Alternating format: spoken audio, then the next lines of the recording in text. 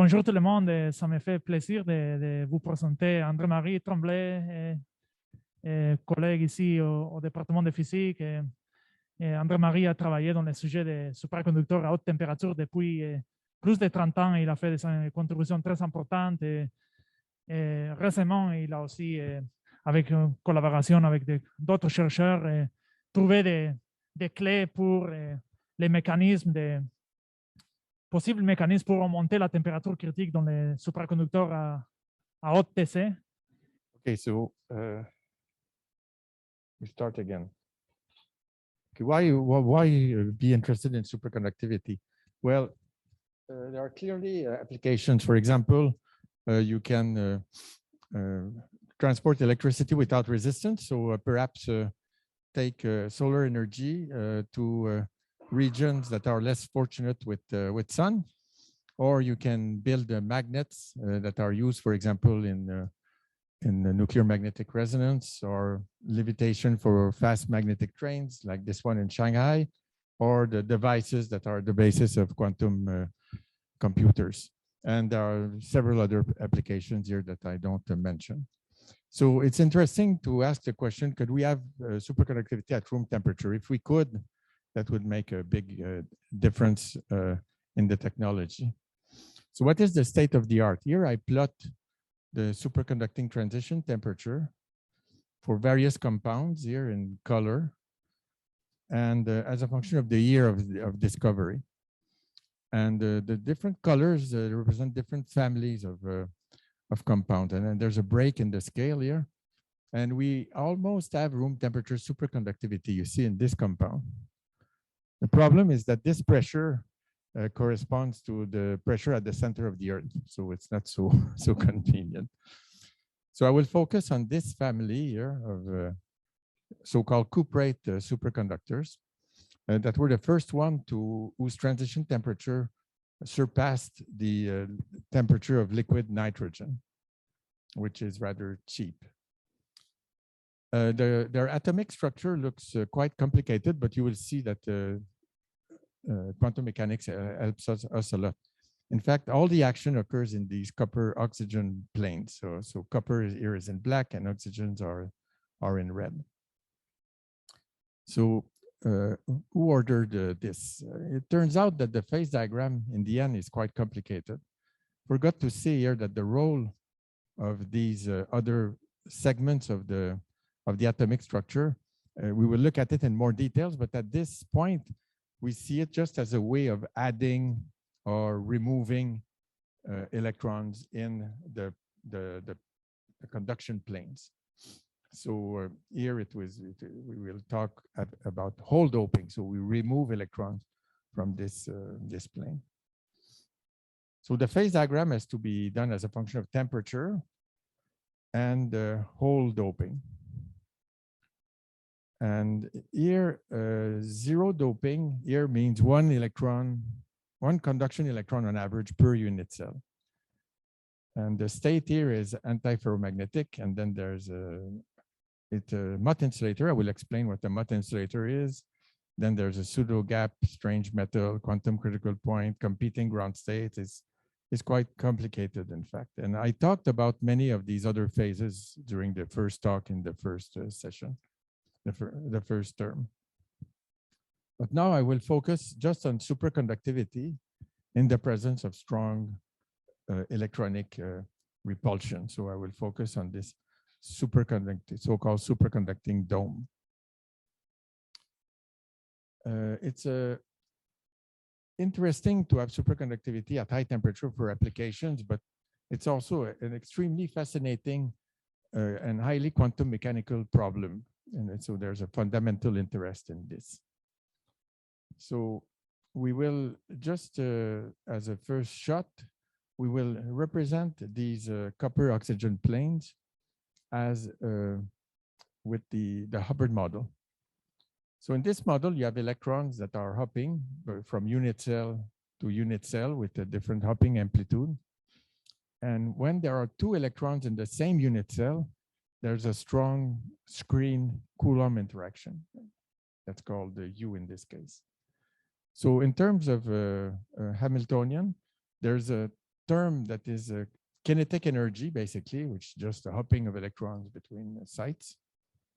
And there is a strong repulsion when two electrons are in the same unit cell. So why is this a highly quantum mechanical problem? Because these two terms are of comparable size. So if I add just this kinetic energy term, then it would be diagonalized by plane waves, right? I just block states. If I add just this term, the Coulomb repulsion, then it would be diagonalized by putting electron in unit cells in such a way that they don't step on each other. So in other words, this term in the Hamiltonian is diagonalized by plane waves, and this one by putting particles or electrons on each unit cell. So in some sense, this is the embodiment of particle wave duality in quantum mechanics. There's no good basis. I mean, the plane wave basis is not that good, and the localized basis is actually a little bit better, but not that good either. So you see that the solution of this problem, this wave function, will be quite complicated. It will be highly entangled if you want. It will have both plane wave and conduction electron behavior. The other thing that makes it highly quantum mechanical is that it's a spin 1/2. Now, okay, now I have sound, it seems. So I need to introduce one more concept that will be useful for us later, and I ask you to memorize this formula here. J is 4t squared over u. We will use it. So suppose this interaction is very strong. Then the solution we saw is to have one electron in each unit cell. Now, if I turn on the hopping, then if the spins are parallel, nothing can happen because of the Pauli principle. I cannot have two up spins on the same unit cell. But if the spins are anti-parallel, then I can lower the energy by allowing the wave function to contain some double occupancy terms. In second order degenerate perturbation theory, it means that you occupy this virtual state and go back to this. And that gives you the lowering of the energy for anti-parallel spins with an energy unit that's 4t squared over u. So the full bandwidth here is of order 8 times the hopping amplitude. And that has to be compared with u. And for these problems, these two energy scales are comparable. So the outline of the talk is that I will briefly describe the method that is used. Then I will show you D-wave superconductivity in the one-band Hubbard model. I think many of you have heard this before. I apologize for this. And I will talk about the 3-band Hubbard model. That will be sort of the punchline in some sense. So I will show how oxygen can probe the details of what's happening. And I will explain 3 experiments, or show that calculations can understand 3 experiments that show how to optimize D-wave superconductivity. The take-home messages will be that a detailed picture of the origin of superconductivity in cuprates follows from a model that takes into account copper, oxygen, kinetic energy, and repulsion. And we need to look beyond traditional tools of solid-state physics to work this out. So a few words about the method. The precursors is density functional theory. So I will use later the results of density functional theory to get a handle on what are the parameters of the microscopic Hamiltonian that we use. But then given this microscopic Hamiltonian, we do need to do some many-body physics. In other words, we cannot just diagonalize with plane waves or with localized particles. We need to have both aspects together. So this based on dynamical mean field theory that I will explain here. Cluster generalization very briefly. So suppose I take a small part of the infinite cluster, and I put all the interactions, everything in this there. And then I let I represent the surroundings of this, that is in the infinite lattice, by a dynamical mean field that, if you want, is a way to, and if you think in terms of the Feynman picture of quantum mechanics, is a retarded interaction, retarded hopping, I'm sorry, where electrons can leave the cluster here and come back anywhere else at any later time. And you have to sum over all these possibilities. That's what quantum mechanics tells you. So this set of processes are represented by a so-called hybridization function that fits into this, this object here. So given this hybridization function and everything else, I can compute the effect of interactions. And this gives me a scattering rate or a self-energy, if you want, that represents the effect of interactions on this cluster. And solving this cluster problem is the difficult part of the problem, actually. Now, what you want is to make, that's the conceptual basis of this, is to make the localized and delocalized aspect consistent. So the way you do this is that you copy the self-energy everywhere on this infinite lattice, and then that you ask that projecting back the propagation amplitude or the Green's function from the infinite lattice to the localized lattice gives you the same answer. So you need to adjust this hybridization function until this self-consistency is achieved. So that's the idea. Do you have any questions on this? So the difficult part, as I said, is to solve this. So in the jargon of the field, you need an impurity solver that I mentioned in a moment. There are also momentum space versions of this approach that I don't have time to discuss, but I will show a few results. So impurity solvers. One of them is just to do exact diagonalization. So you take a cluster and you add some extra site outside that are that will have an hybridization function that will be determined self-consistently. And this is the code that David Sénéchal developed and that we use a lot in what I will present next. To do things at finite temperature, you need to use so-called continuous time quantum Monte Carlo that sums the set of all Feynman diagrams to infinite order in a power series in the hybridization function that appears here. So we have contributed to the methodology of this. And so we have our own codes, but they are used now also in a lot of freely available codes. So there are many groups using these methods, and I won't have time to give credit to everyone in this short presentation, but I want you to keep in mind that it's used basically everywhere, in China also, I should add now.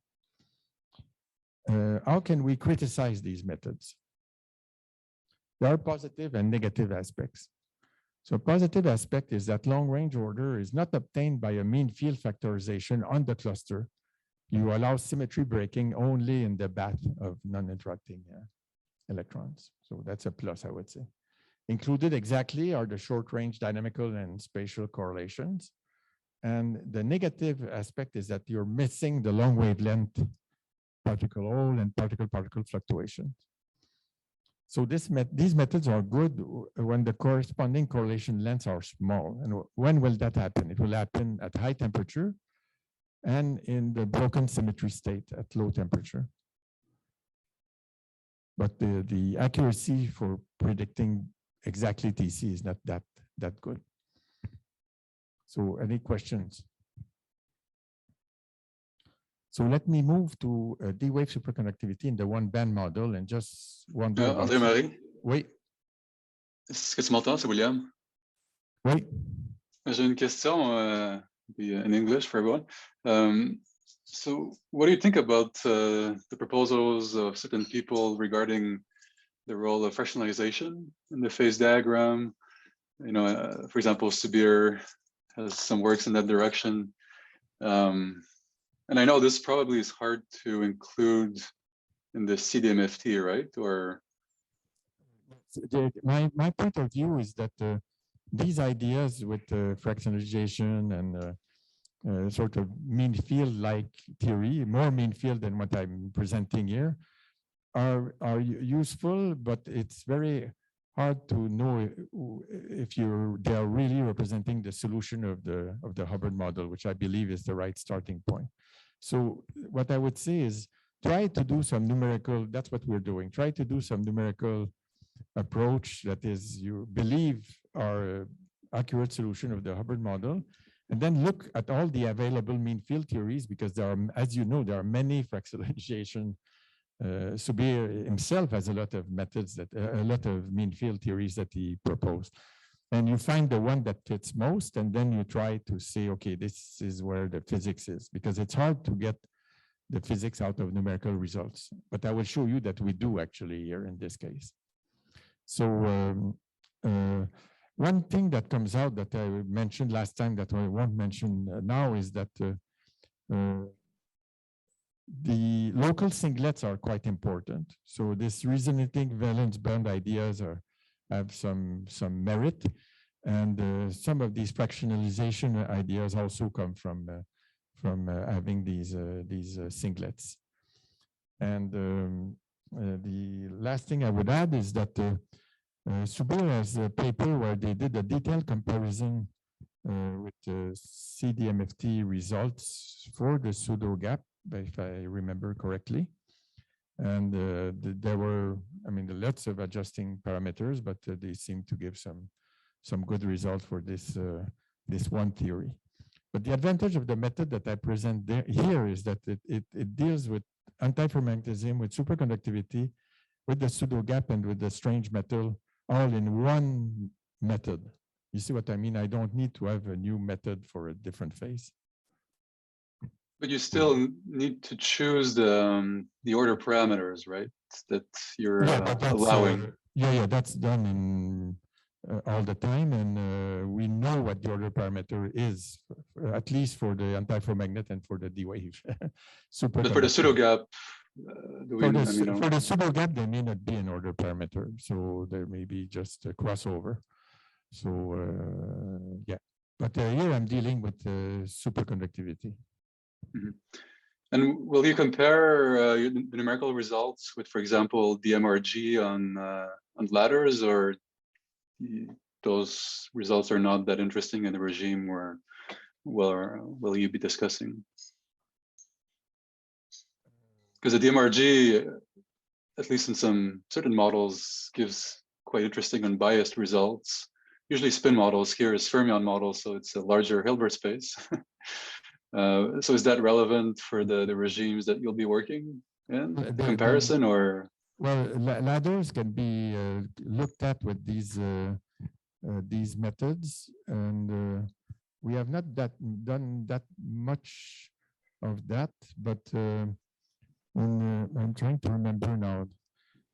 There were some results that were obtained, I think, by Kivelson on a model where that looked a little bit like what I was showing here, where you have you're tiling the lattice with the different hoppings here. Here the hopping is the same everywhere, but you can imagine that you change the hopping in the cluster and outside. And I think in that case, we have done some detailed comparisons, but I forget. So yes. Merci. You can compare also with the quantum Monte Carlo methods that are available, but they are available usually at pretty high temperature. So that's, in some sense, less interesting for superconductivity. Okay, more questions? So superconductivity, let's go back to the basics. So in the BCS theory, a plane wave electron scatters off a phonon. And then later on, when the electron is gone, another one comes in. Sorry, I read this backwards. So another electron comes in and scatters off the same, basically the same wave, because it moves very slowly. Okay. So what you have done here is form a Cooper pair. Now, in the BCS theory, there is also phase coherence. So that's another aspect of superconductivity. So let me describe what phase coherence is. Here I will look at a very simple case where I try to minimize the potential energy.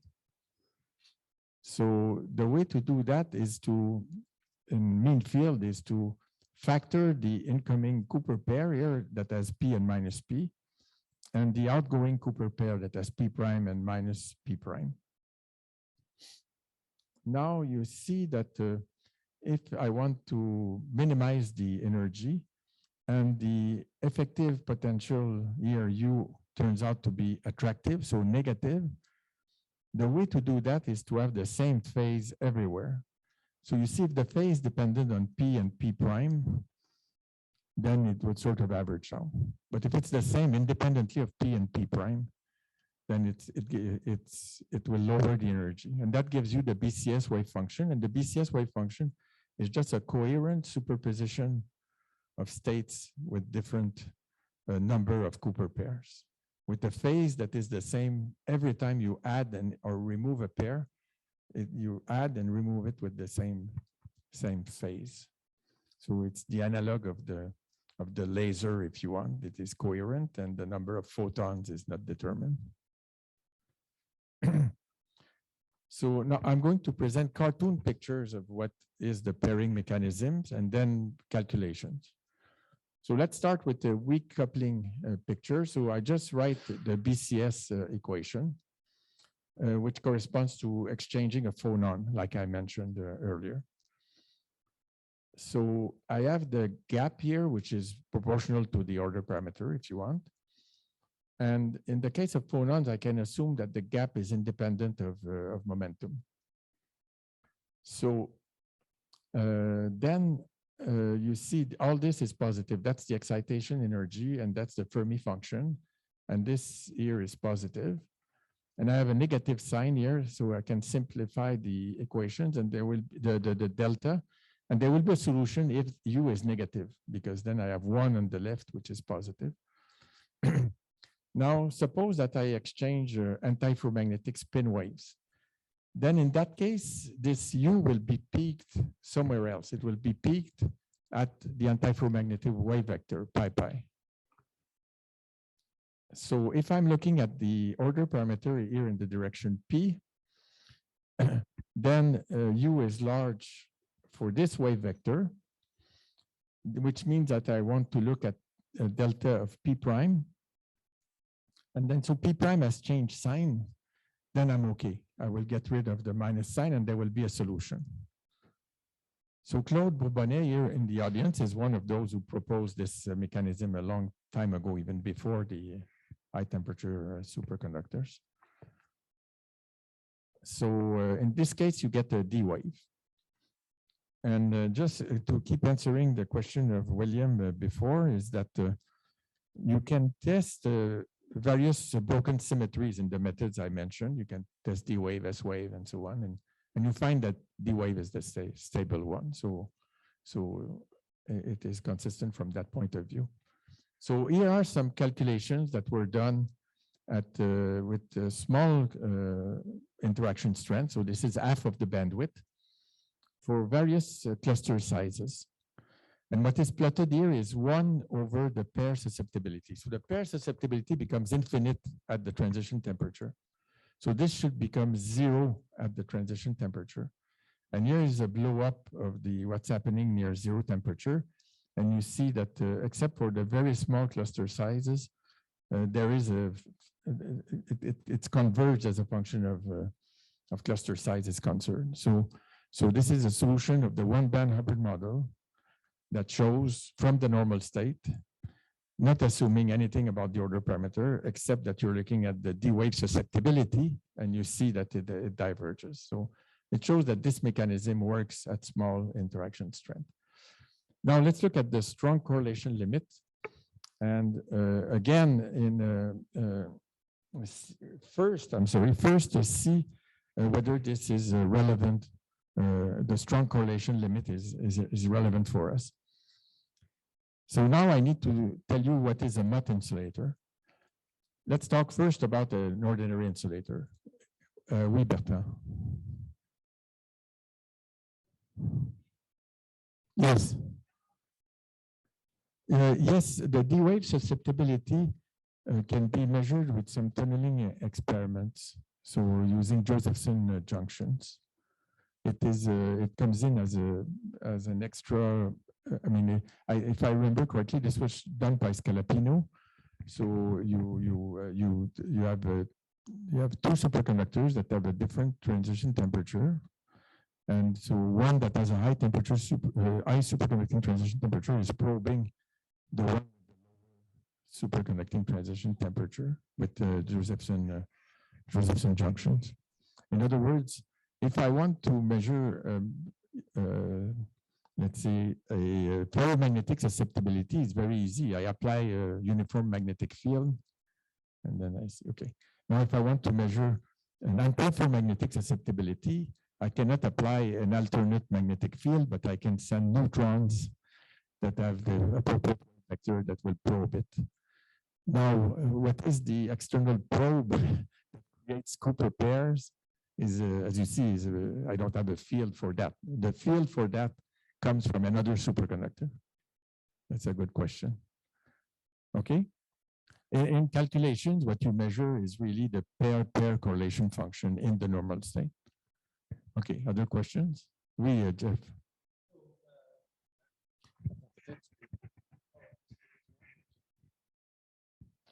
Yeah, I guess for the, so you showed your cluster DMFT, and then you said, this is due to spin waves, basically.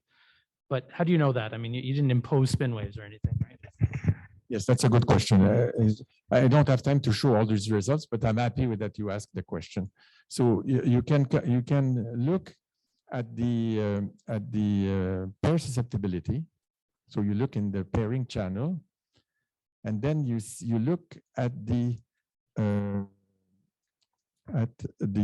irreducible vertex in that channel, and then you can look at the quantum numbers of that and see that is largest when the momentum that is exchanged is pi, and when there's a spin is spin 1. In other words, you want to have a spin flip.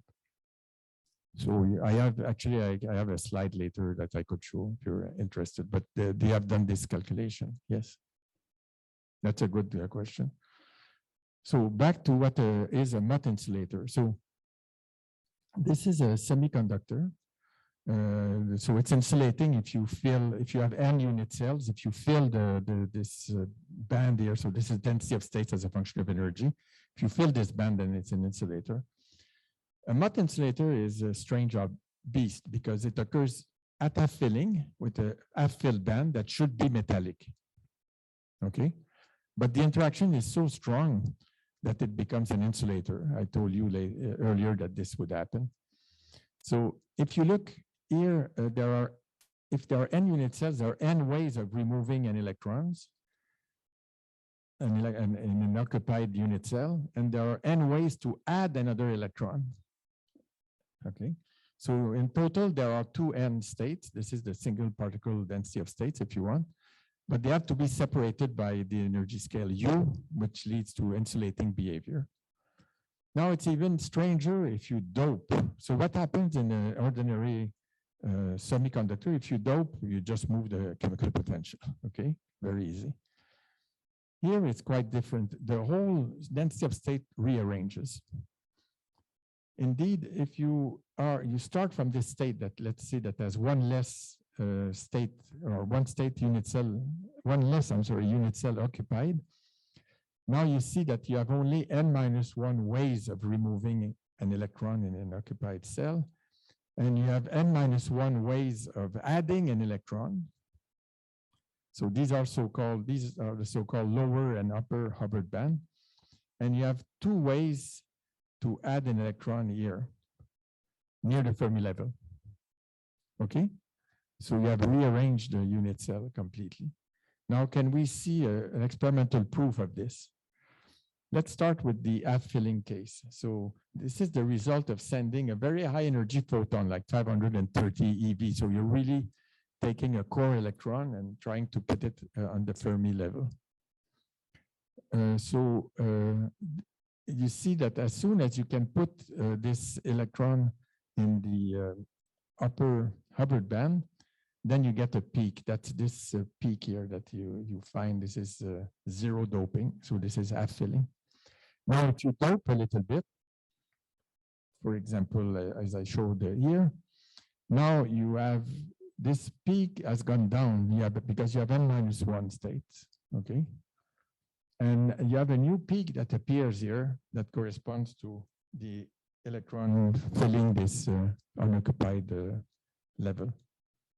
So in the cartoon, you can see it pretty quickly here. And you see that this goes down less rapidly than this one goes up, which is what the expected behavior. So that shows that at half filling, the cuprates are Mott insulators. Now, how do we get superconductivity in this strong correlation picture? I showed you earlier there's this super exchange, okay?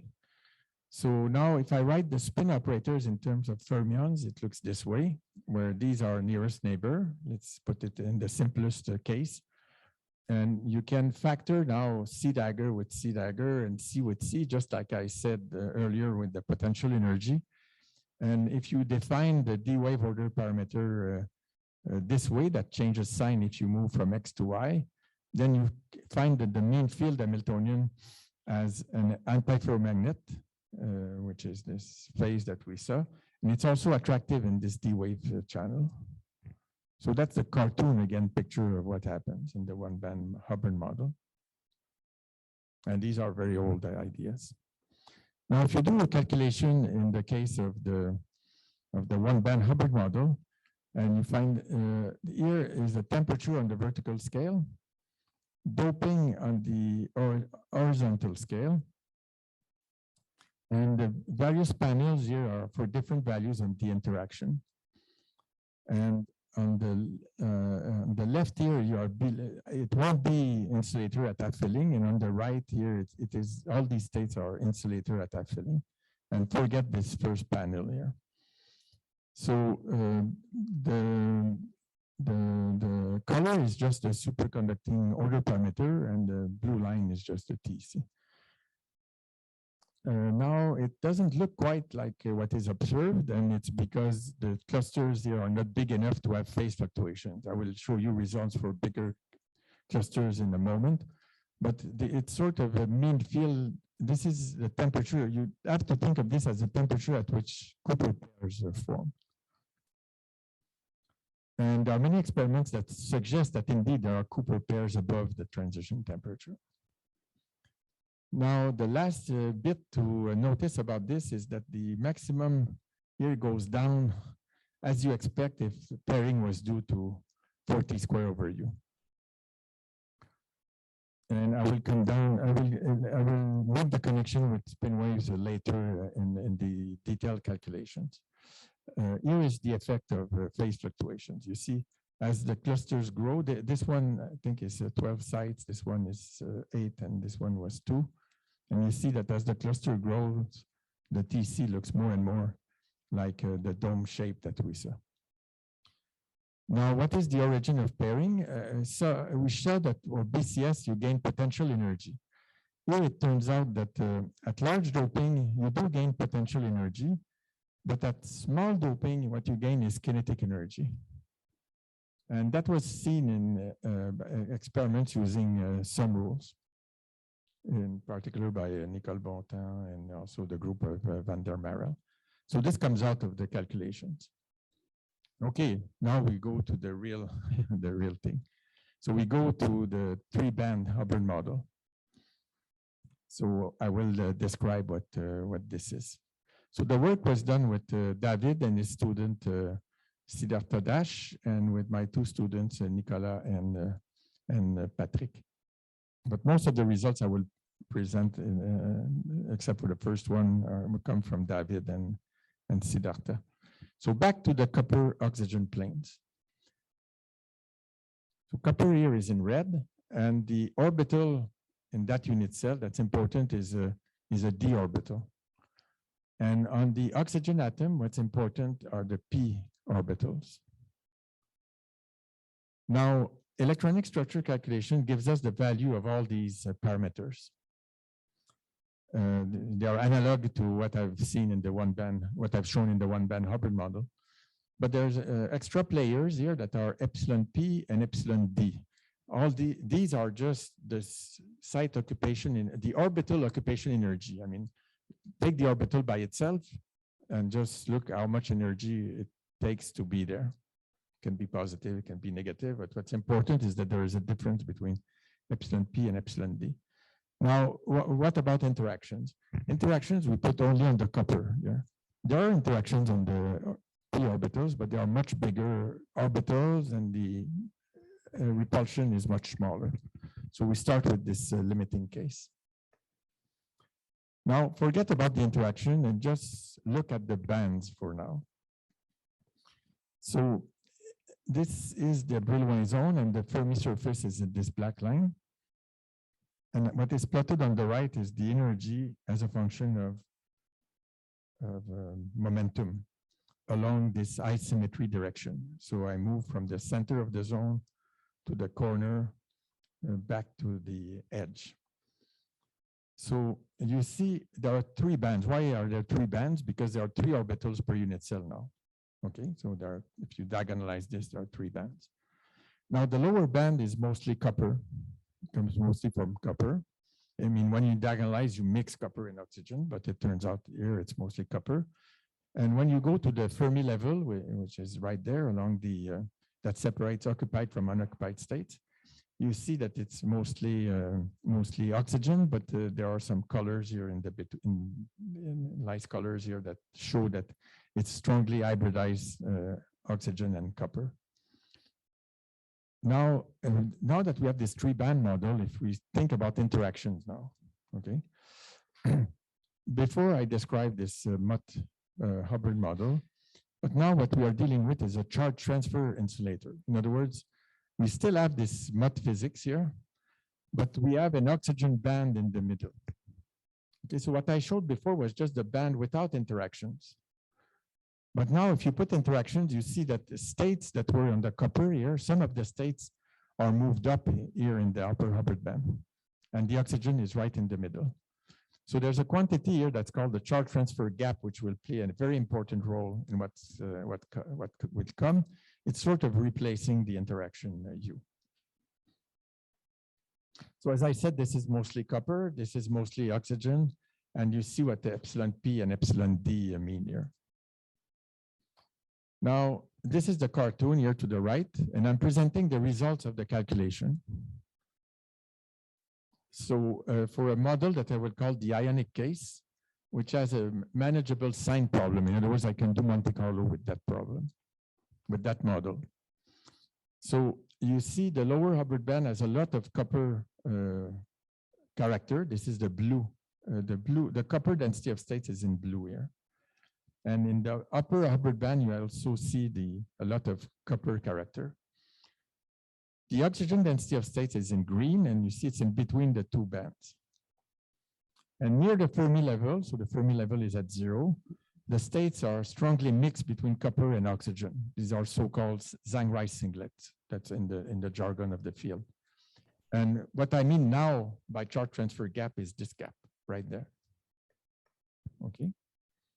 So are there any questions on this? Now, D-wave superconductivity. Okay, this is the D-wave order parameter.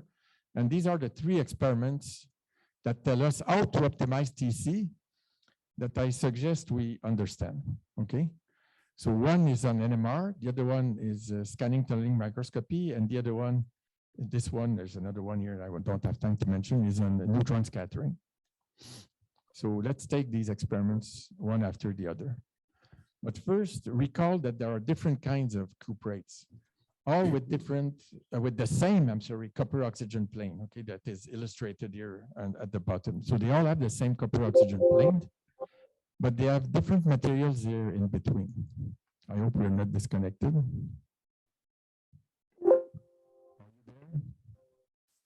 Maria? I'm afraid we're disconnected. Everything is good. It's good? Okay. Yeah, good. Okay.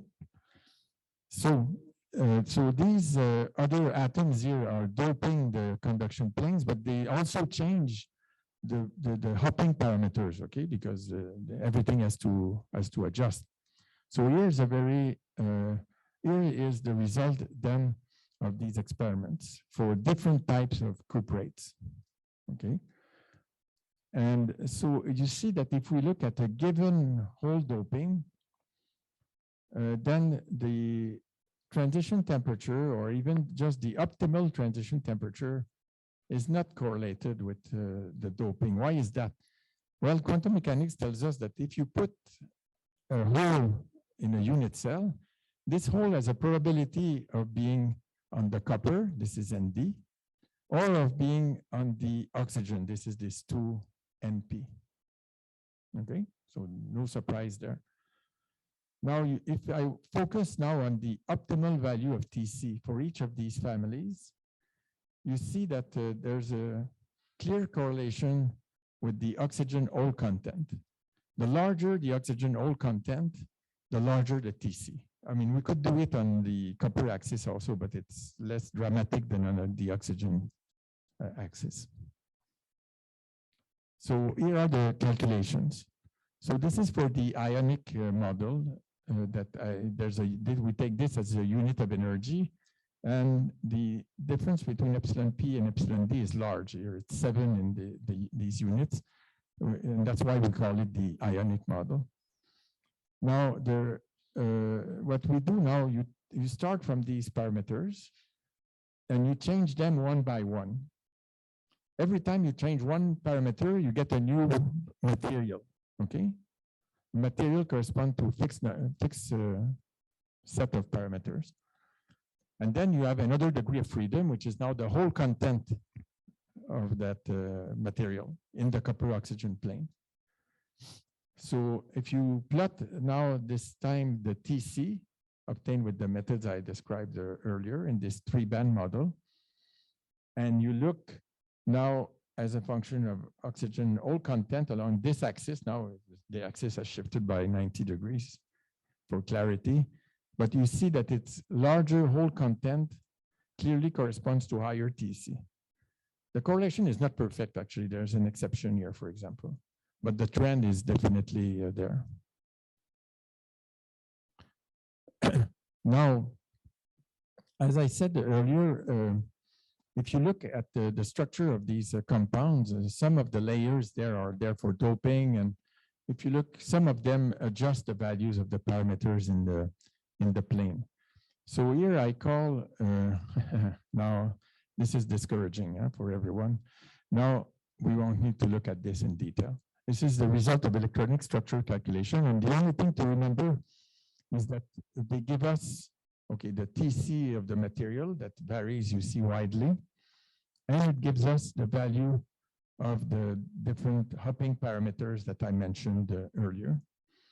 And this will be our reference material that I will call our covalent model.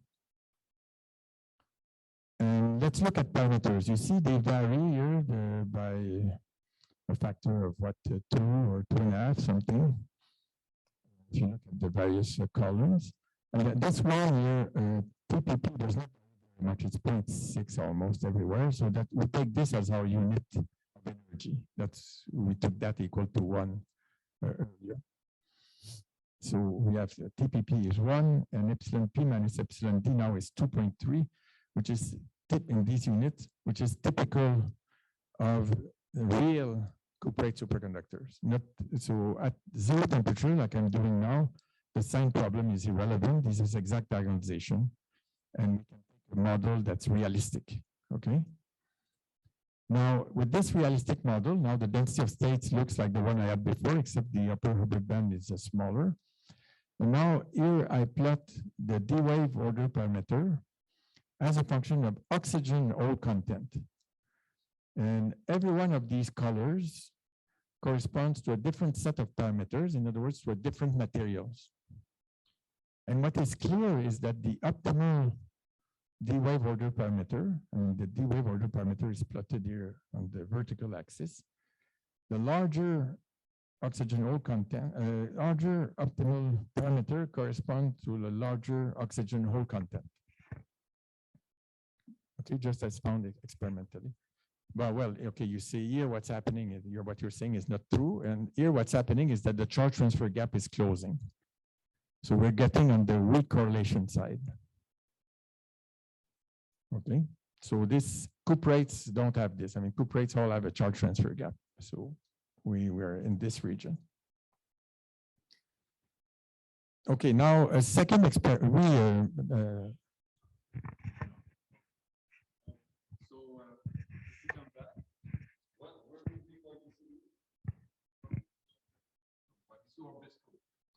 Well, okay, what I'm drawing here is BISCO. This is BISCO, and then if you go back to the table, YBCO is there, and so BISCO is here. So YBCO you see as a larger epsilon P minus epsilon D, and if I go back to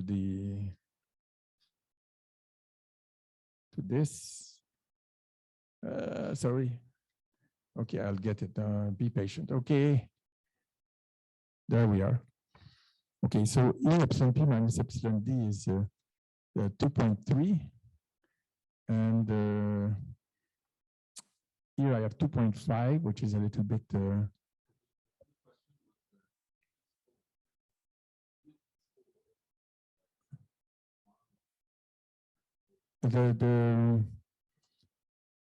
I'm afraid the real BISCO would have. I don't know actually. I need to check the numbers. I forget. Oui, Cyril.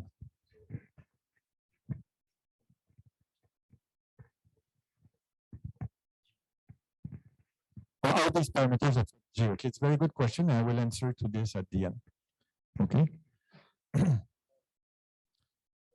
Jeff. This is the size of the superconducting order parameter in the ground state. It doesn't tell us what Tc is. It's actually quite well correlated on the overdope side, but not on the underdope. And that's the reason I showed you the cluster calculations before, because in the domain where we can compute Tc, the correlation still holds. Okay.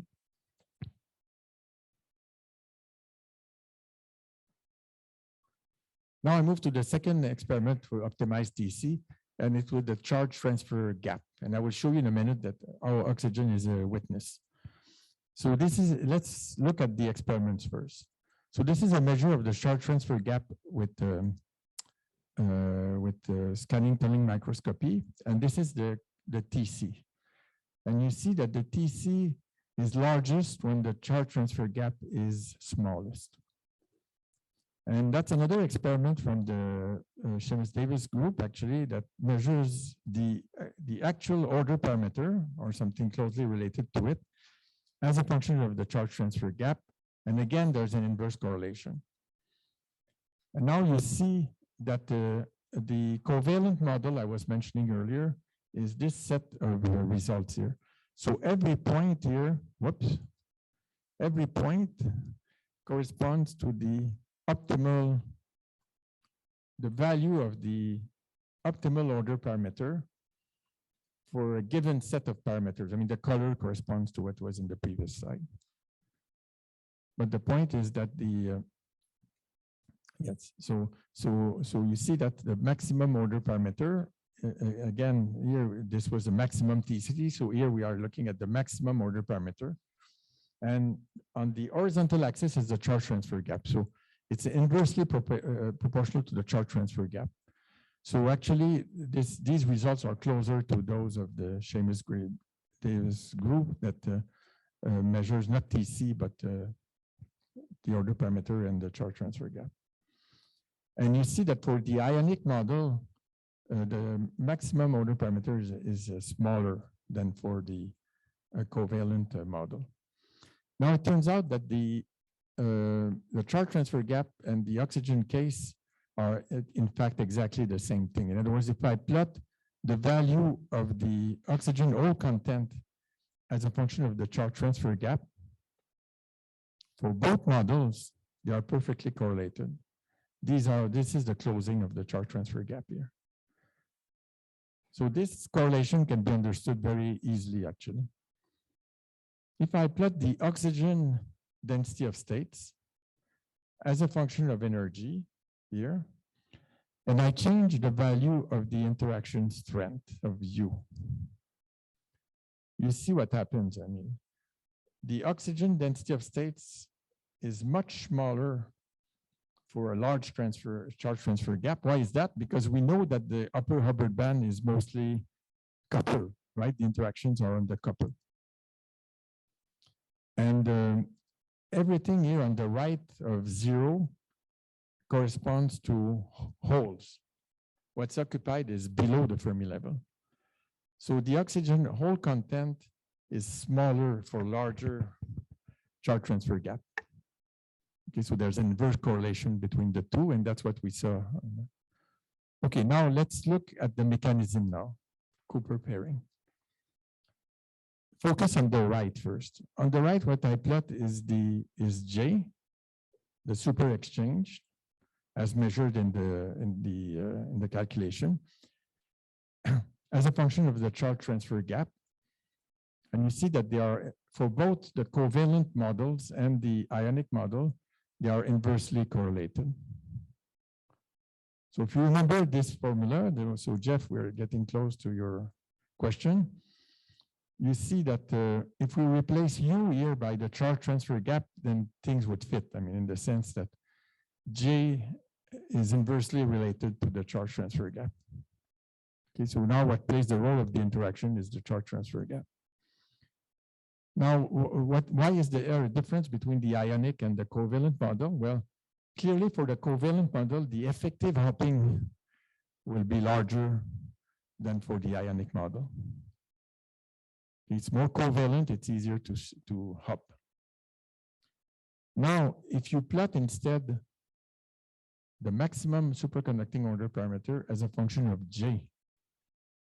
Okay, so the maximum order parameter as a function of J. Now you see that both models give you this straight line, whether it's ionic or covalent model.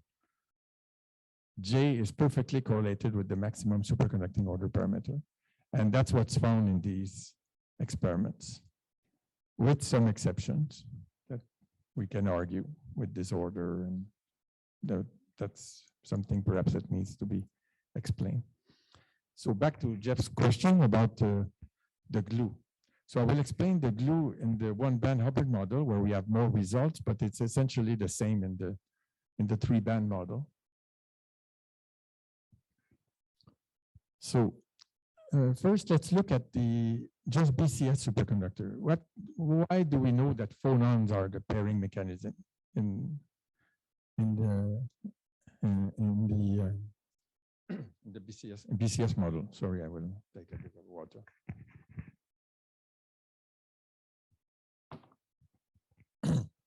I put the imaginary part of the self-energy for the Cooper pair. You can put this as some sort of scattering rate, not quite, but for the. And you see that there are two peaks. This is obtained from tunneling experiments. Now, if you look at the phonon density of states, it is this blue thing, and you shift it by the value of the gap. You see that there are two peaks that you see in both the cases.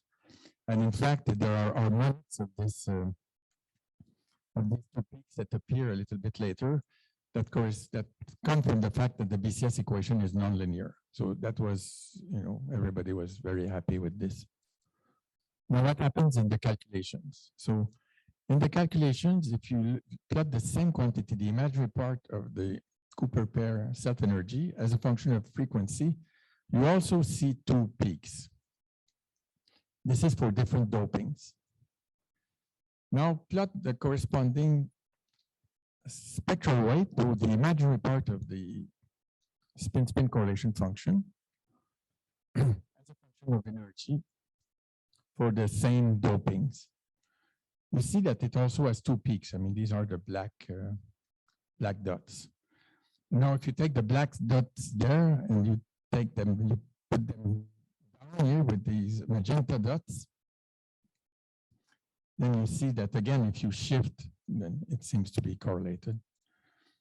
Now, experimentally, if you look at the maximum of this local spin spectral weight as a function of Tc, you see that they go down. In other words, the maximum chi-double prime, the value of chi-double prime at the lowest peak here, the one that is the smallest energy, goes down as Tc goes down. And here the red curves are in the normal state. So basically here we are in the overdope region, and also this peak goes down, just like in the experiments. Okay, bonus now. We have some bonus results.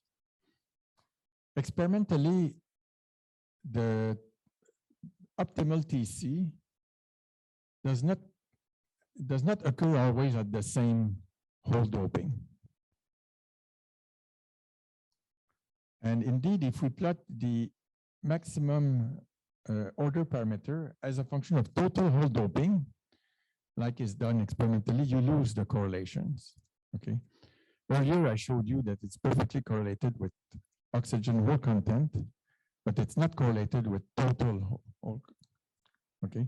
And why is it not correlated with total hole doping? We know now. It's because what's important is the charge transfer gap, and it's the oxygen hole doping that measures this. Another bonus result that we get for free is the importance of covalency. If you look at the affinity energy of the first row transition metals and compare with the ionization energy of oxygen, it was in fact copper and oxygen will form the strongest covalent bond. So again, that's consistent with what I was saying earlier. So in summary, how do we optimize Tc? Well, spin 1/2, one band, 2 dimensions where covalency is more important. Strong covalency between the chalcogen, I mean the row of the oxygen and the transition metal is important. You have to be in a case where the charge transfer gap is just opening. In other words, for intermediate interaction where it's hardest to do calculation. You need a large super exchange, and there's more. I will show you, I mean, for example, I will show you a proposal here that's also based on some heuristic arguments that are added to this. And then there are more, we have more tools today. Like, for example, these 2 references, one of them is for, I think I forget which one now, but one of them is from Ango, actually at McGill, where you use statistical learning methods or artificial intelligence methods and data mining, in addition to these heuristic concepts, to try to design higher temperature superconductors. So for example, this group here has proposed this to look at this, this compound.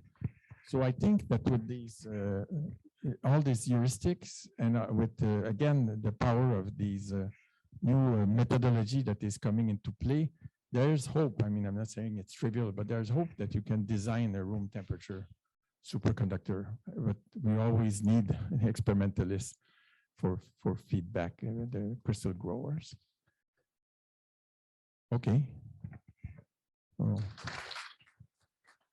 Merci beaucoup, André-Marie. Thank you very much. Questions, Patrick? So you left out the electron dope cuprates out of that picture. So what about that conclusion that you need holes on the oxygen orbitals to get superconductivity? Does it apply to electron dope cuprates also? And in which, how would it pan out? How would it show up?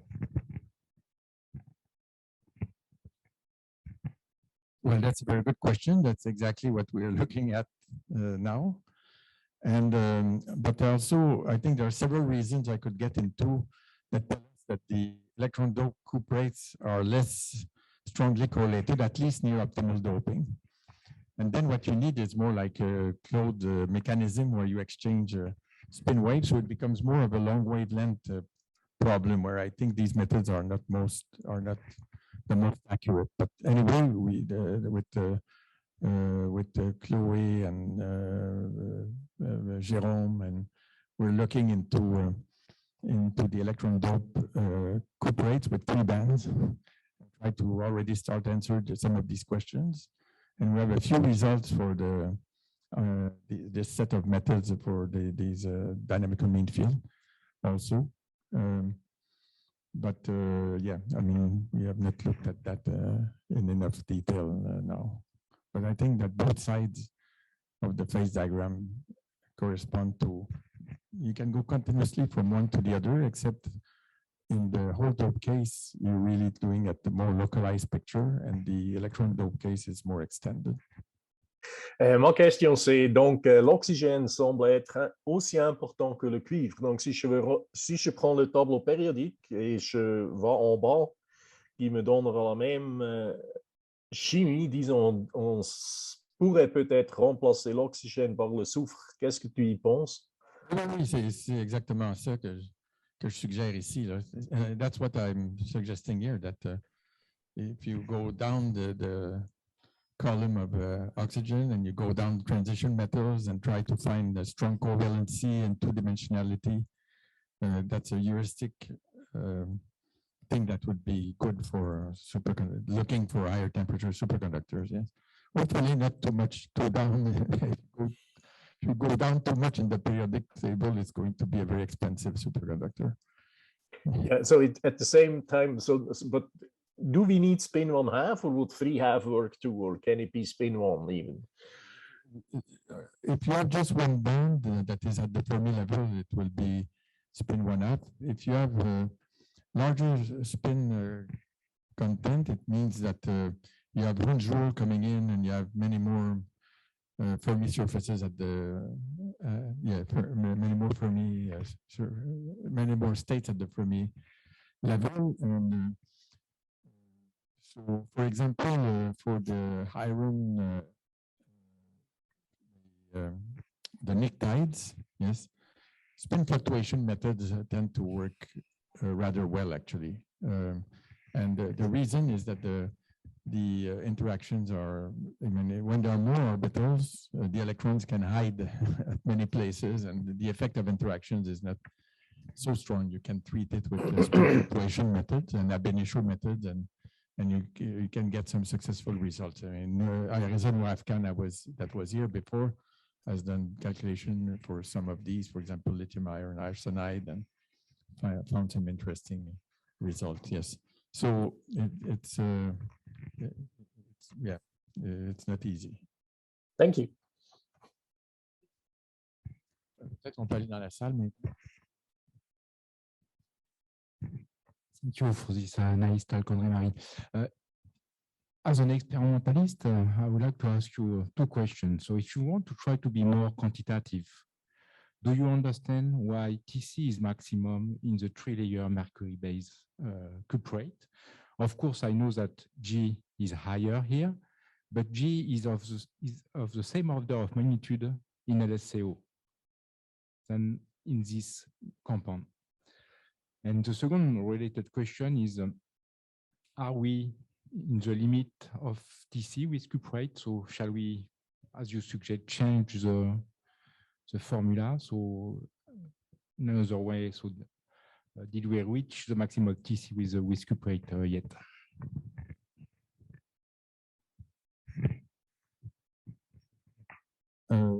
Okay, so the first question is about the value of JS. LSCO is definitely an outlier in this game. I mean, it has a large J and the Tc is not so large, but it turns out it's quite disordered. I mean, the doping levels are right next to the copper oxygen. That's one problem. And then for the second question regarding whether we have reached the maximum Tc for cuprates, I mean, you can fiddle with parameters a little bit, and indeed, you know that if you apply pressure on the, actually, if you apply pressure, you decrease Tc, if I remember correctly, in the case of the, so you would need to strain the, In mercury, it increases. Okay, so you have to see how it's correlated with all these parameters. So, I mean, answering one of your previous questions, what defines this effective hopping is you can do strong coupling degenerate perturbation theory and try to see how to relate this effective hopping to all the microscopic parameters. The formula that you get is a mess. So here I sort of add a sort of where I just looked at the charge transfer gap, and epsilon p minus epsilon d was huge. So difference between the covalent models and the ionic model. So I was sure that it is related to this effective hopping. So the answer is I don't know. The frank answer is I don't know. And but I think one should look at a different set of compounds. Yeah. Bertrand, unless there's another question. Philippe? Okay, just. Yes, so my question is more down to earth. So in this search of a high Tc or even room temperature superconductor, we usually explore exotic materials with like complex compounds.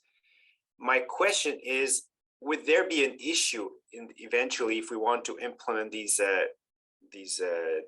perspective that you were showing in the beginning of your presentation of transport of energy and things like that require a huge amount of material? Will there be an issue at some point of scalability for these compounds to be built? Yes, engineering questions in general are very far from trivial. So you don't want Bertrand to ask a question? No. Okay. So yes. So yeah, that could definitely be a problem. I mean, it's not because it's superconducting at room temperature that it's useful. It could be that it's very brittle, and then you cannot make cables, and there are lots of things. I mean, that can happen on the way. Yes. Is that okay? Yeah, sure. I was just wondering if there is perspective with these compounds to grow them on a much larger scale, or well, there are already superconducting cables that go across rivers, for example, in the United States to carry electricity, and in Korea also they have replaced a lot of hanging copper wires that were in the street or up in the air by a single superconducting cable. I think they're made of visco, I'm not sure. But there's a company that's called American Superconductors that make these high temperature superconductors in large quantities, and they're already used for transporting electricity without resistance over long distances. So these applications are there, they exist. Okay, thank you. So there was even a project, I don't know if it's still on there, but there was a project between Tunisia and Japan, where they were building a solar farm, if you want, the solar panels in Tunisia, where there's a lot of sun. And the plan was to have a superconducting cable go under the Mediterranean to bring the power in Europe. And I know this started in 2010, and I don't know where it is now. Perhaps it stopped. I mean, clearly the investments are huge there. So, well, you can you send you send liquid nitrogen basically, a parallel circuit across. It's completely crazy. I mean. But I mean, they put the wires across the ocean in the 19th century, right? And that also looked crazy, but it worked. Another question, Cyril or Bertrand? Let me go to Bertrand. What about entanglement? Yes. Well, I can give another talk on entanglement actually. So thank you for that. I'm not sure. I mean, actually, they are on this slide, so I could go right on. But I think you're all tired, and I'm not sure this is a very comfortable room. So, but Yeah, I'm not sure.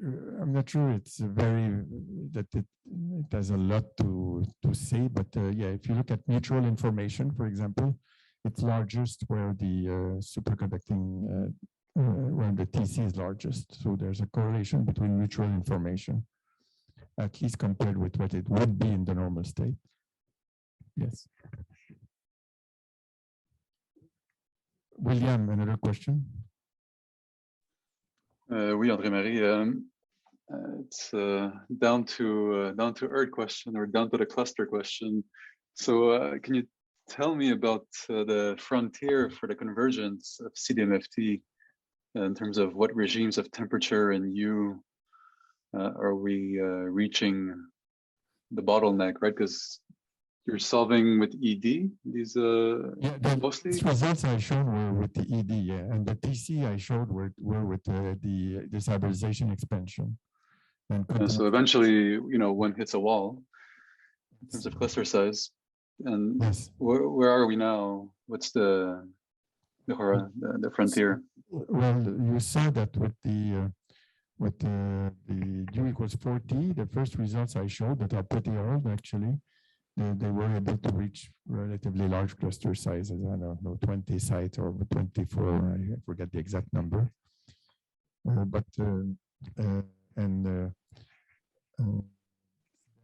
People do 12 sites, for example, that is pretty much the state of the art. And with CDMFT, you already with just 4 sites, you have a same problem if you try to work with the covalent model. So for this 3-band model. So we are pretty much with to the limit of what we can achieve with this, unless someone comes up with a bright idea. Actually, we are working on variational approaches that could help us to go to larger cluster sizes, but then you will criticize because if it's a variational approach, so there are variational parameters, but the point is that the more methods you can use and get to the same result, the more convinced you become. I mean, that's the whole problem with this field, is that the traditional methods didn't quite work, so you have to go to other methods. Now, variational wave functions have already given D-wave superconductivity a long time ago, except that the computers were not at the states they are now, so we can do better. And you have to realize that from the point of view of dynamical fluctuations, this is at least in the continuous time quantum Monte Carlo, the system is infinite. I mean, there's the imaginary time is in a continuous scale, which is equivalent to having a bat that is infinite. So it looks ridiculous to say you're working on 4 sites or 20 sites or 16 sites, but in reality, the bat is infinite, at least in continuous time quantum Monte Carlo, which you can match to the exact diagonalization. And as I said, the exact diagonalization is going to better at 0 temperature, where the correlation length is small. And how about quantum simulators? Using cold atoms. I know they're still too warm. Cold atoms, ultra cold atoms are still very hot, as you know. Yeah, the fermionic one. Yeah. So, but do you think that's the next frontier? Because eventually, one needs either quantum simulation or a different algorithm, right? Because it's the scalability is just exponential. Yes, with quantum computers, people are already thinking of variational machines that can do calculations with relatively few qubits that will be available soon. I know that's one approach. I mean, you can use a quantum computer as an impurity solver, at least for single site dynamical mean field theory. It's certainly generalizable to more. New machines will help, I hope. Yeah. Okay. Thanks. Okay, thank you for your patience. Merci beaucoup pour